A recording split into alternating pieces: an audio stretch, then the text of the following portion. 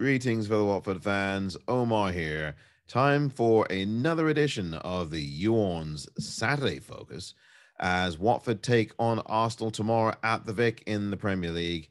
Of course, this game, it's a game of major significance as Watford try to win their first game at home since November the 20th. That's right, it's been that long, folks, since Watford last won a home game. It has been 3+ months. You'd have to figure the law of averages says it has to happen sometime before this season is over. Watford will win a game at home. Will it be against Arsenal? Who knows? We'll have to find out, won't we? But Watford do have a fair chance of making this a very good game indeed if they apply themselves from the off and if they get aggressive and with the few opportunities that they're going to get against a team that likes to hold the ball and keep possession, they will have to make the most of them. And Watford on their forays going forward will have to keep the ball in the Arsenal third of the pitch for as long as they possibly can, even if it means just holding onto the ball, getting into the corner, whatever you've got to do, try to create something up front because without Ismail Assar now, Watford are going to have to work even harder to get something out of the game against an Arsenal side who have been in very good form as of late. But it doesn't mean that on any given day, they can't be had. I think Arsenal can be had. They are a very talented team with a lot of very skilled players, but they still don't have that physical toughness that Arsenal sides of old used to have. Remember those sides back in the 80s, the Tony Adams sides, the Martin Keown sides in the 90s. You get the idea. Those were the rough and rugged Arsenal players. We don't see that now in this new Arsenal. We see a lot more finesse and precision. Watford are going to have to deal with that. And that means, I think, a formation change or two. It depends on what Roy wants to do, but I do not think that 4-4-2 or 4-3-3 is going to be the ideal setup here, especially with Ismail Assar out and injured, maybe up to a month, if not more, with a hamstring. That is going to be a change in plan now for Roy Hodgson. And João Pedro is going to have to start this game somewhere. You'd have to think, I want João Pedro to start, and I hope he does. I think that if he does start, there may well be a change in the formation. You could be dealing with a 3-5-2, possibly. You could be dealing with a situation that calls for, a 3-4, I don't know, whatever. I mean, there's a number of permutations, a 3-4-1-2. I mean, there are a number of different formations, but the key is the balance has to be right going forward now. We cannot settle for a draw. We must get 3 points, and this is the game to start that. And I think Watford, if they can apply themselves at home against Arsenal the way they did at home against Chelsea when Ismail Assar was injured then, no reason why we can't come out of this game with something more than just a point. It's going to be a very difficult slog, though. Arsenal are not going to give things away. Watford are going to have to take them, especially at the Vic. And I do think a change in formation will benefit Watford, and they will have to deal with an Arsenal counterattack that can be absolutely lethal. And with players like Odegaard, players like Martinez, players like, of course, Lacazette. He is a player with a lethal shot when he is on. And there are others as well to contend with, but that doesn't mean that Arsenal cannot be beaten. It doesn't mean that they are invincible like they were in 2004 when they ended up not losing a single Premier League game. That is not the same Arsenal that we'll be facing tomorrow. We'll be facing an Arsenal that is very attack-minded, counter-attack-minded, and as I said, they love to hold on to the ball. We played fairly well against them at the Emirates, especially in the second half of the game. We were unlucky to come away with nothing from that game. But this time, Watford will have to put on all the heat on Arsenal relentlessly in the attack mode. Now, of course, I think the key for Watford is not to defend deep. And I fear that Roy Hodgson might go that way. I would rather Watford play a high line, take a chance, take a risk. It's a big risk to play a high line at the back against Arsenal, but I think it's worth the risk. I really do, because I think you're going to have to spread out the pitch more, push your forwards up, push the midfield up, get Lauza more involved in the offensive part of the game. I think he needs to be pushed further forward up in the midfield. If you play a triangle, maybe you can have something like someone like a Sissoko and someone perhaps like a Tebo or Kayembe on the holding end and have allows to go up front a bit more and get his creativity in and get that ball over. I think he's a really good ball distributor. He was in the game against Aston Villa. He made that long pass over to Ismail Assar, who then made the pass over to Emmanuel Dennis for the only goal of the game against Villa a couple of weeks ago. I think we need Louza to go further up the field here. And who knows what will happen with Roy, what he'll do. I think that if you play a 3-5-1, what you can do is have a solid midfield, only two holding, and have all the others more attack-minded, push that ball up the pitch and make the movement, force the movement, make the spaces, run into space. All these players, you'll have to have will end up being a front five once you really get things going. You've got to go for it at home. Throw on the artillery, throw out the kitchen sink, do it. I don't see, listen, we've got to take a risk somewhere in these games, and you may as well take it at home. I mean, I'd advocate taking it at home. If you want to take a risk, take it at home. That's the way you have to do it. Do not sit back. Do not sit deep. I think it would be a big mistake if Roy's lads tomorrow sit back too deep. That is not what you do against Arsenal at home.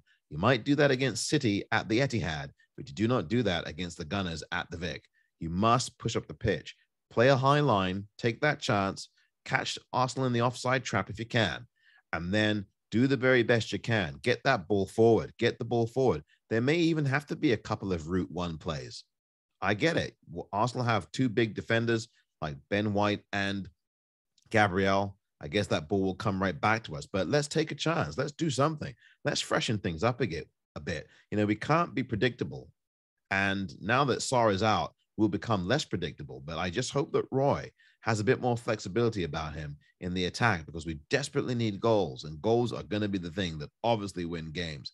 The defense seems trusted enough at this point to defend in the way that it should. Pretty much has been consistent apart from the game against Crystal Palace, with the defense really didn't know what they were doing, I think, and parts of the Brighton game. Otherwise, Watford have been very good defensively of late, at least, and kept a clean sheet against Manchester United. There's an opportunity to keep one against an Arsenal side who are very hungry, but Watford have to be hungrier. Watford have to desire this game more. And if you do play a high line and catch Arsenal out, you will start to frustrate them. And sooner or later, you can get something going on the other end. Get the ball upfield, play route one every now and again, play along the lines. That's what Watford are going to have to do.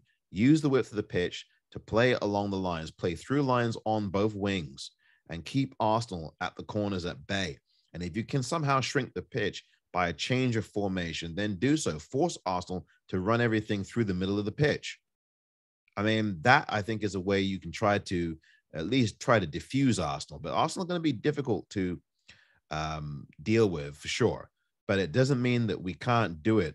But the key to doing it is to get ball movement, to make the right decision when you pass the ball, to move before the ball is passed to you, to create the movement, to create the pass before it happens. Now, of course, you're going to have to watch your offside, but create the space before the pass comes to you and make that ball go. Make the ball do what it does. If you pass the ball, if you run into space, rather, before the pass is made, the pass can come to you quicker, and you can move the ball quickly when you start to run into space before the ball gets to you.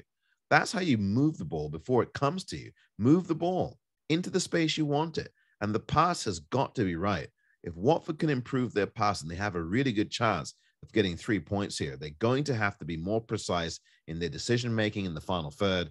And that's why I advocate a change in formation. And also, by the way, a change in personnel. I want to see Carlu. Carlu, I know, has recently had an injury. There's no word on whether or not he is available. I would suggest he's on the bench. If he's on the bench, he should be starting the game. No excuses. I don't want to see, with all due respect to him, Tom Cleverley starting this game tomorrow. I want to see someone more dynamic, someone more fluid and faster going through that midfield. Carlu can play on either wing. He can be a forward. Why not try Carlu in the midfield and have him drift out, drift in, drift out, drift up the pitch? Or what you could do is you could play someone like Emmanuel Dennis along with Carlu and have as a number 10, João Pedro coming in behind them. Why not go with that? Why not go with a 3-4-1-2?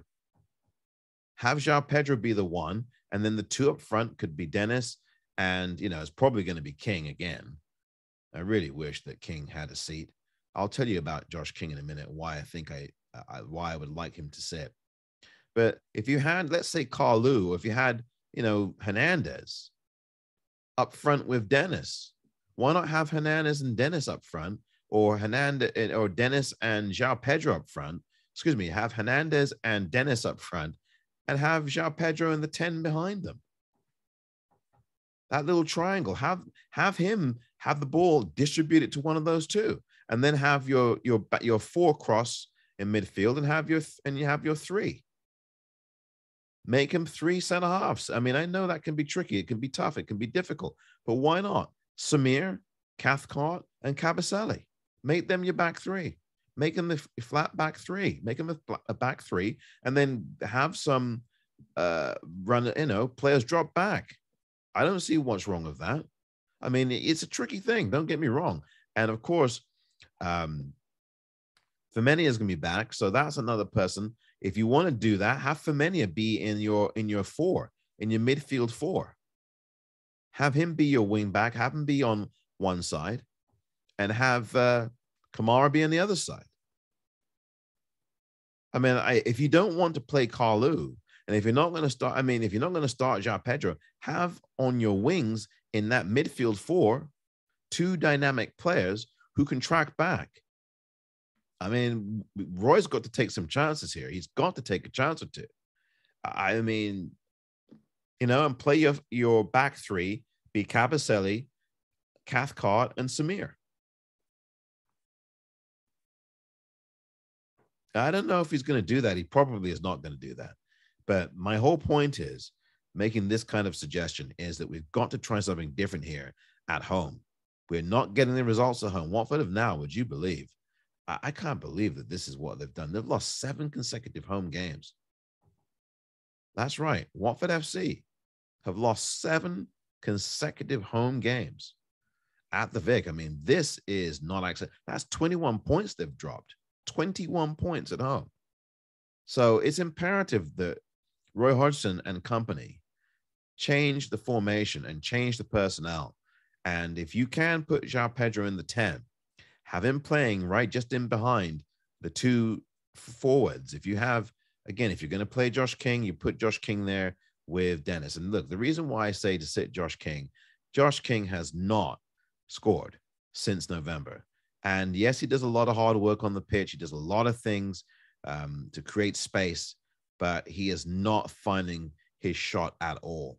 Too much standing around on the edge of the area, trying to beat defenders at the corner. That's not where Josh King should be. And if you're going to put him there, then why don't you put him on the bench and have him come on later as a sub, with 65 minutes gone. That's how you get Josh King involved. And he's got no competition for his place. So if you're not playing anybody in front of him or playing anyone ahead of him, he's got no competition. He's got no incentive to try to be even better than what he is, or to be much better than what he is, because there's no competition for his place. I think Roy should be making Josh King fight for that spot. I really do. Josh King has been underwhelming in 2022. And at some point, you've got to try something different. You've got to try something different. And that means the formation, whether it's 3-5-2, that means, dealing with a change in personnel, dealing with a 3-4-1-2, whatever you've got to do. I don't know if a 4-3-3 is feasible for this game because of the fact you don't have Sarr, unless you put Carlu where Sarr would be. And then that 4-3-3 looks better. But without Sarr in there, you lose a lot. I mean, Sarr obviously is a very important player. And Watford are going to have to go for this. They're going to have to move into space. They're going to have to make better decisions, as I said. And they're going to have to help each other in offense. When they're going forward, they've got to help each other in possession. Hold on to the ball a bit more. And if you can't do that, don't do a lot of dribbling. Release the ball quickly then. If you can't hold on to the ball and find somebody, then take a shot. Do something. Put that defense under pressure. Put a ball into the box. Put the ball in the air. Get those Arsenal defenders moving and get Aaron Ramsdale moving in that Arsenal goal. This is what Watford have to do. They have to disrupt Arsenal. They have to frustrate Arsenal. They have to put some tackles into Arsenal. Let Arsenal know that you are here. Defend your building. It's your building. It's your home. Come out of this game with some pride and defend your building where you've not won since November the 20th. For goodness sakes. This is, of course, what Watford must do. Win against Arsenal. We'll see what happens. This has been the Orns Saturday Focus.